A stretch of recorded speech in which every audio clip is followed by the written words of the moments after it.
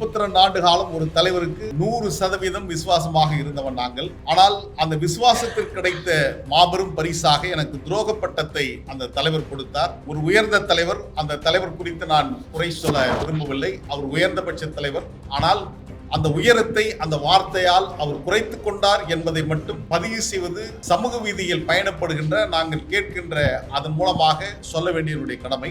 நீங்க கேட்கலாம், நீங்க ஏன் அந்த நிலைப்பாடு வரீங்க வாரிசு அப்படின்றீங்கன்னா, நாங்க வாரிசுக்கு எதிரானவர்கள் அல்ல. நான் சகோதரர் துரை அரசியல் வர வேண்டும் என்று பேசியவன் நான். ஆனால் வாரிசு வருகின்றவர்களை அரவணைக்காத காரணத்தினால் தான் பிரச்சனை ஏற்பட்டது. உங்களுடைய வெறுப்புக்காக உருவாக்கப்பட்ட கட்சியா அல்லது பொதுஜன மக்களுக்காக உருவாக்கப்பட்ட கட்சியான்றது ஒரு சந்தேகம் இருக்குல்ல.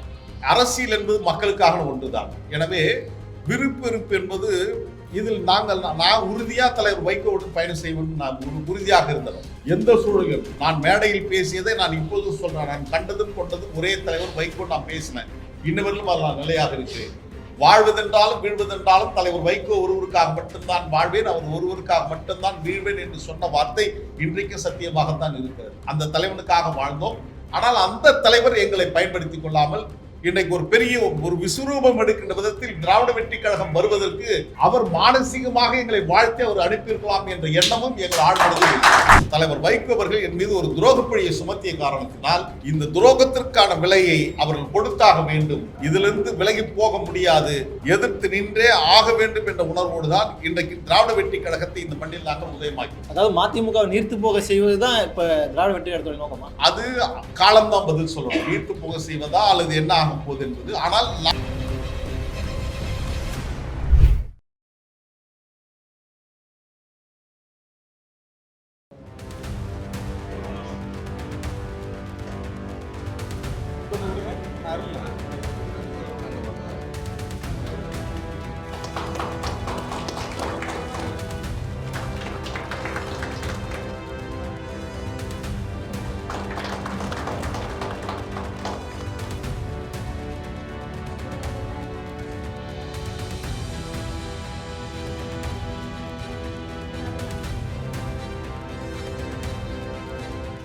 இந்த திராவிட வெற்றி கழகத்துடைய சட்டத்திட்டங்களும் கொள்கை கோட்பாடுகளும் இது முன்வரைவாக இப்பொழுது எங்களோடு ஒப்படைக்கப்பட்டிருக்கிறது. இப்பொழுதுதான் எங்கள் கையிலே கொடுத்துருக்காங்க. இது முழுசா நாங்கள் கூடுதலாக இன்னும் நாங்கள் ஏற்கனவே அறிந்திருந்தாலும் இன்னும் கூடுதலாக அது குறித்து உள்வாங்கி வருகின்ற 28ஆம் தேதி சென்னை எழும்பூர் ஸ்ராஜ் மஹாலில் நடைபெறுகின்ற திராவிட வெற்றி கழகத்துடைய முதல் பொதுக்குழுவில் இதை பொதுக்குழு ஒப்புதலுக்கு வைத்து கூடுதலாக ஏதாவது சேர்க்கப்பட வேண்டும் அல்லது நீக்கப்பட வேண்டும் என்று சொன்னால் அதையும் நிறைவேற்றி இந்த புத்தகம் இறுதி வடிவம் பெறும் என்பதையும் இந்த நல்ல தருணத்தில் சொல்ல வேண்டிய என்னுடைய கடமை. திராவிட வெற்றி கழகத்துடைய இந்த கொள்கை குறிக்கோள் சட்டத்திட்டங்கள் உருவாகின்ற இந்த சூழலுக்கு வந்ததற்கு காரணமாக இருந்த அனைத்து பெருமக்களுக்கும் நாங்கள் நன்றி கூறுகின்றோம்.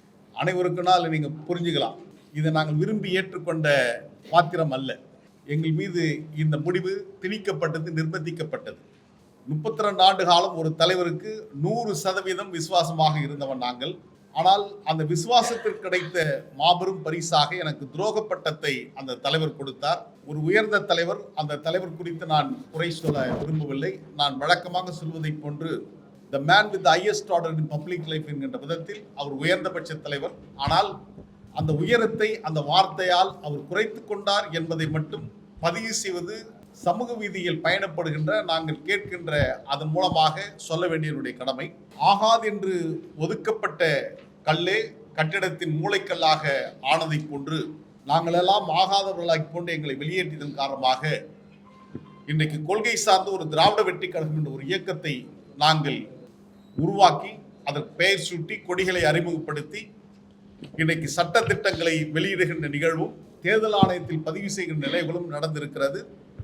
நாளை மறுநாள் தலைநகர் சென்னையில் நீலாங்கரையில் திராவிட வெற்றி கழகத்துடைய தலைமை கழகம் அமைக்கின்ற பணியை அடிக்கல் நாட்டுகின்ற விழாவை நாங்கள் நடத்திருக்கிறோம். தலைநகர் சென்னையில் ஒரு அலுவலகம் வேண்டும் என்ற அந்த உரிமைப்பாட்டோடு தான் அந்த கட்டடத்தை நாங்கள் அமைக்க இருக்கிறோம். அதற்கான பொறியாளர் வடிவமைப்பை எங்களுடைய அரசியல் அரங்கூறும் அவையினுடைய செயலாளர் பெருமதிப்பிற்குரிய அண்ணன் பொறியாளர் கதிரவன் அவர்கள் அதை வடிவமைத்துக் கொண்டிருக்கிறார். அதுவும் இன்றைக்குள் இறுதி வடிவப்படும். நீலாங்கரையில் அந்த இடம் அமைக்கப்படுகின்ற இடம் என் மாமனார், என் வாழ்க்கை துணை திருமதி துர்காசிரிக்கு அவர்கள் வழங்கப்பட்டது. அந்த இடத்தில் ஏறக்குறைய 17 ஆண்டுகள் ஆனது நான் அந்த இடத்திற்கு சென்று. நான் அதை சொல்ல வேண்டிய என்னுடைய கடமை. காரணம், குடும்பமா கட்சியா என்று சொன்னால் கட்சி தலைவர் என்று இருந்தவன் நான். 2009ஆம் ஆண்டு எனக்கு நாடாளுமன்றத்தில் இடம்பெற்று தர வேண்டும் என்று தலைவர் வைகோவிடம் என் மாமனார் அவர்கள் பேசிய போது சில கருத்து வேறுபாடு ஏற்பட்டதின் காரணமாக நான் என்னை நானே தண்டித்துக் கொண்டு, என்னை நான் மறித்துக் கொண்டு 2009ஆம் ஆண்டிலிருந்து 2026 இந்த ஆண்டு வரையிலும் 17 ஆண்டுகள் நான் அந்த வீட்டுக்கு செல்லாமல் நான் இருந்தேன் என்று சொன்னால் நான் எவ்வளவு கொள்கை பிடிப்போடு தலைவர் வைகோவுடன் இருந்தேன் என்பதற்கு இது சான்றாக இருக்கிறது. இந்த 17 ஆண்டுகளில் நீங்கள் ஒரு முறை கூட போகவில்லை என்று கேட்டால் 3 முறை அந்த இடத்திற்கு சென்றேன். ஒன்று, என் மாமியார் திருமதி மரகதேலி அவர்கள் மறைந்த போதும், இரண்டாவது என்னுடைய மாமனார் திரு சிவசங்கரன் அவர்கள் மறைந்த போதும், மூன்றாவதாக அங்கு குடியிருந்தவர் பிரச்சனை செய்த போதும் 3 முறை நான் அங்கு சென்றிருக்கின்றேன். இந்த 17 ஆண்டுகளில் 3 முறை மட்டுமே ஆபத்து என்கிற சூழலில் நான் சென்றிருக்கின்றேன்.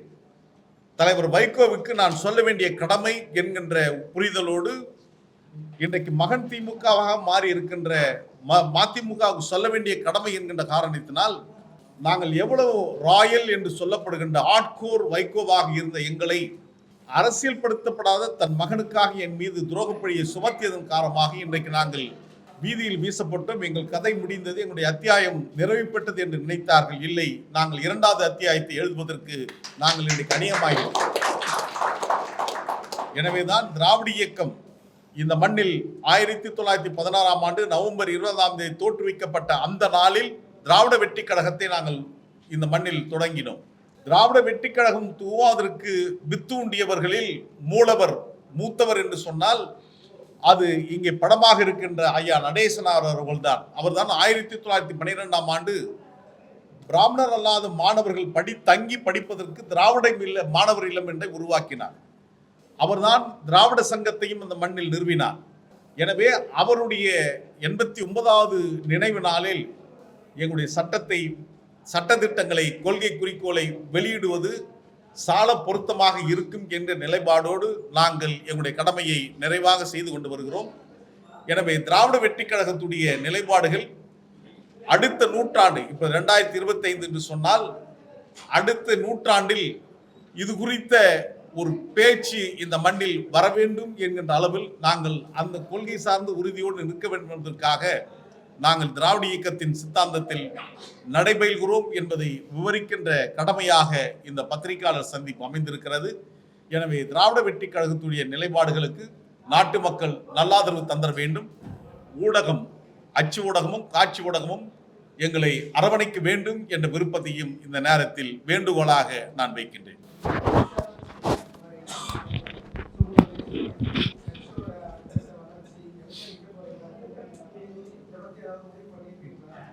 அது குறித்து விரிவாக நாங்கள் ஏற்கனவே பேசியிருக்கிறோம். திராவிட இயக்கத்தின் கருத்தியலில் இருந்து விலக முடியாது. அந்த கருத்தியலில் அழுத்தமாக தடம் பதிக்க வேண்டும் என்ற விருப்பம் சார்ந்துதான் எங்களுடைய தேர்தல் களமும் அமையும் என்பதையும் நாங்கள் ஏற்கனவே கடந்த காலத்தில் சொல்லியிருக்கிறோம். அது குறித்து முழுமையாக வருகின்ற 28ஆம் தேதி நடைபெறுகின்ற பொதுக்குழுவில் எங்களுடைய தோழர்கள் ஒன்று கூறி எங்களுடைய நிலைப்பாட்டை விவரிக்க நாங்கள் ஆயத்தமாகி கொண்டிருக்கிறோம். கட்சி அறிமுக நாஞ்சில் சம்பத் வெற்றி கழகம், தமிழக வெற்றி கழகம் இரண்டே நாம் தேர்தலோட கலந்துள்ளவர்கள் தமிழக வெற்றி கழகத்தில் நாஞ்சில் சம்பத் இல்ல, அண்ணன் நாஞ்சில் சம்பத் அவர்கள் எங்கள் மீது மிகுந்த நட்பும் நேசமும் கொண்டவர். அவருக்கு ஆபத்து ஏற்பட்ட போது நான் இப்போதும் குற்ற உணர்வோடு தான் நிற்கிறேன் என்று நான் தொடர்ச்சியாக சொல்லிக் கொண்டு வருகின்றேன். அவருக்கு மதிமுகவில் பிரச்சனை ஏற்பட்ட போது நான் வாய்மூடி மௌனியாகத்தான் இருந்தேன். ஆனால் எனக்கு பிரச்சனை ஏற்பட்ட போது தட்டி கேட்கின்ற ஒரு துணிச்சலோடு அவர் வீதிக்கு வந்து எங்களுக்காக வாதாடியவர். எனவேதான் திராவிட வெற்றி கழகம் பெயர் சுட்டுவதற்கு முன்பாக எங்களுடைய திசை வழியை தீர்மானிக்கின்ற கொடியை அறிமுகப்படுத்துகின்ற விழாவிலும் செப்டம்பர் 15 பேரறிஞர் அண்ணா பிறந்த நாளில் அந்த கொடியை அறிமுகப்படுத்துகின்ற விழாவில் பங்கேற்றார். பெயர் சூட்டுகின்ற நவம்பர் 20 அன்றும் அண்ணன் சம்பத் அவர்கள் பங்கேற்றார்கள். அவர் இன்றைக்கு தமிழக வெற்றி கழகத்தில் இணைந்திருக்கிறார். அது குறித்து அன்னைக்கு பேசியிருக்கலாம். வெற்றி பெற வேண்டும் என்ற அந்த நோக்கத்தோடு அவர் சொல்லியிருக்கலாம். எனவே வெற்றி பெற வேண்டும் என்ற தாக்கத்தோடு தான் நாங்களும் களத்தில் நிற்கின்றோம். நல்ல வாய்ப்பு கிடைக்குமேனால் நிச்சயம் நாங்கள் தேர்தலில் போட்டியிடுவதற்கு ஆயத்தமாகி இருக்கிறோம் என்பதையும் நான் பதிவு செய்கின்றேன்.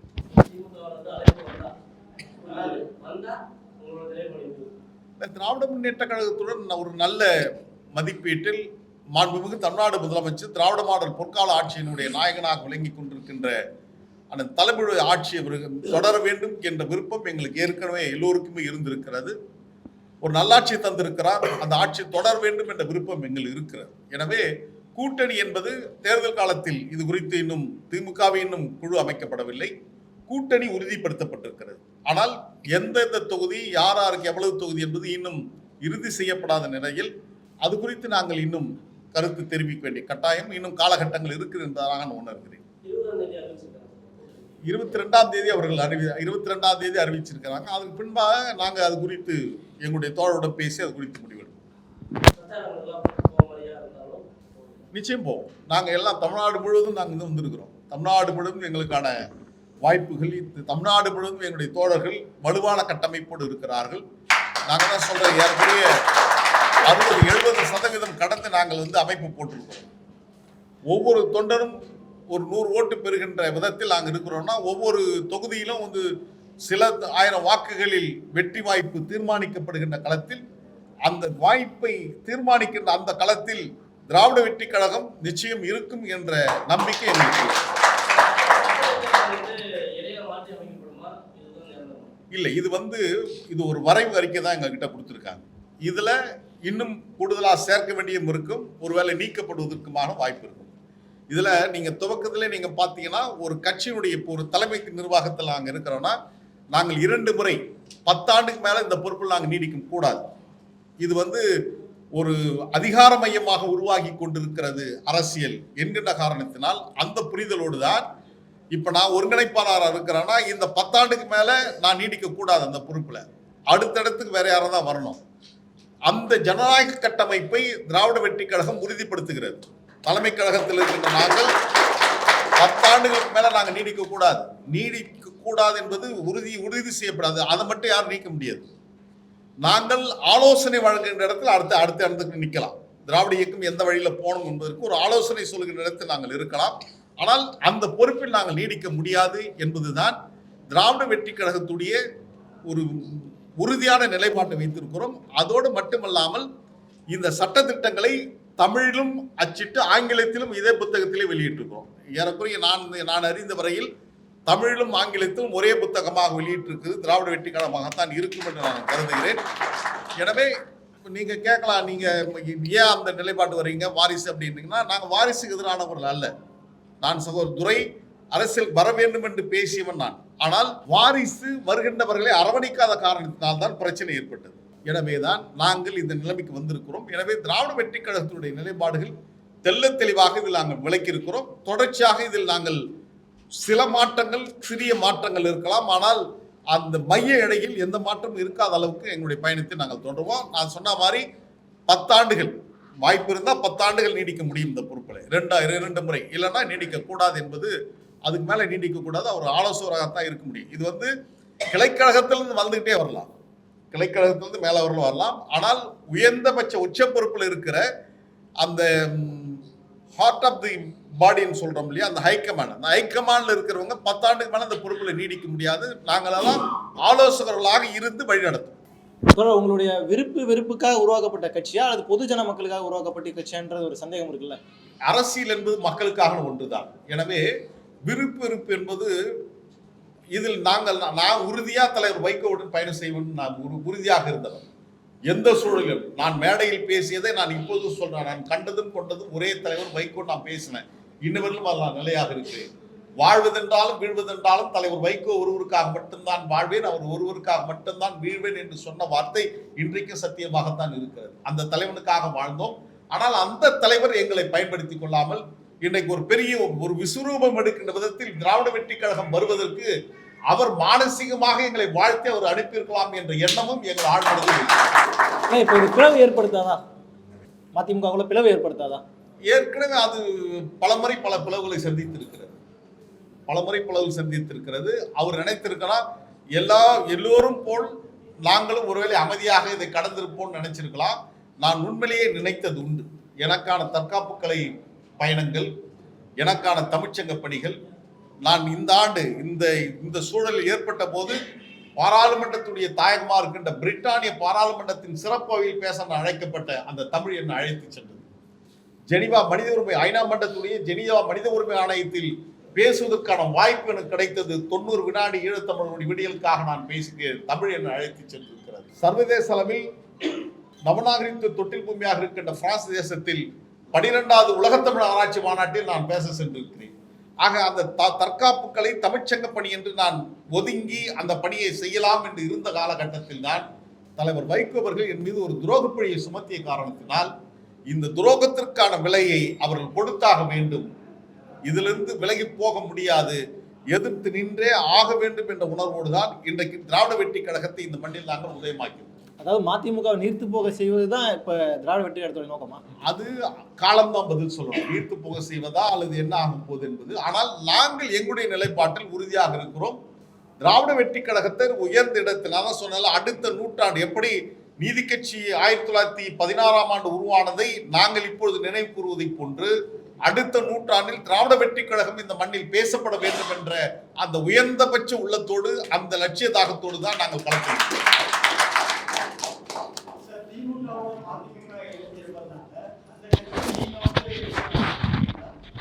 இல்ல, இங்க கட்சி என்பதை கடந்து ஆட்சி ஏனென்று சொன்னால் இன்றைக்கு அநேகமாக பிறை பார்த்து துவங்கி பிறை பார்த்து முடிக்கின்ற புனித ரமலான் மாதம் துவங்குகின்ற நாள் என்று நான் நினைக்கின்றேன்.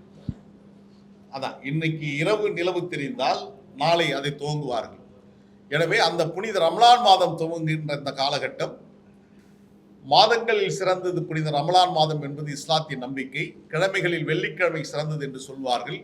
இரவுகளில் லைலத்துல் கதிர் என்று சொல்லப்படுகின்ற திருமறை குர்ஆன் இறக்கப்பட்ட நாள் அந்த நாள் என்று சொல்வார்கள். இதை இங்கே சொல்வதற்கான காரணம் வருகின்ற 28ஆம் தேதி சனிக்கிழமை பிற்பகல் காலை எங்களுடைய பொதுக்குழுவும் பிற்பகலில் திராவிட வெற்றி கழகத்தின் சார்பில் இஸ்லாமிய சகோதரர்களுக்கு நோன்பு தோற்கின்ற விழாவை எங்களுடைய சிறுபான்மை பிரிவு செயலாளர் சகோதரர் ஹாஜா அவர்கள் வந்திருக்கிறார். ஹாஜா அவருடைய தலைமையில் எங்களுடைய அந்த நோன்பு நோக்கின்ற விழா சென்னையில நாங்கள் நடத்துவோம். இந்த மதச்சார்பின்மைக்கு எந்த கேடும் விளைவித்தரக்கூடாது. கடந்த 25ஆம் தேதி கிறிஸ்துமஸ் விழாவில் மாண்புமிகு பிரதமர் நரேந்திர மோடி அவர்கள் கிறிஸ்துமஸ் வாழ்த்து செல்வதற்கு பிரார்த்தனை கூடத்துக்கே செல்கிறார். ஆனால் அதே நாளில் இந்தியாவில் பல மூலைகளில் கிறிஸ்தவ தேவாலயங்கள் அடித்து நொறுக்கப்பட்டது என்பதை நாம் மறந்துவிட முடியாது. எனவே அந்த ஆபத்து இந்த மண்ணில் உருவாகிவிடக் கூடாது. இங்கே தென்னிந்தியாவை பொறுத்தவரையிலும் குறிப்பாக தமிழ்நாட்டை பொறுத்தவரையிலும் திராவிடர்கள் ஆரியர்கள் என்ற அந்த இன வேறுபாடு தான் இருக்கும். ஆனால் வட இந்தியாவில் இந்து முஸ்லிம் என்ற அந்த மத வேறுபாடு தான் அங்கே இருக்கிறது. எனவே இந்த வேறுபாடு இந்த மண்ணில் உருவாகி ஒரு கலவர பூமியாக மாறிவிடக் கூடாது என்கின்ற காரணத்தினால்தான் நாங்கள் அழுத்தமாக திராவிட இயக்கத்தின் தத்துவங்களை மதச்சார்பின்மை பாதுகாக்கின்ற விதத்தில் இந்த அமைப்பை நாங்கள் உருவாக்கி அதை முன்னெடுத்து செல்கிறோம்.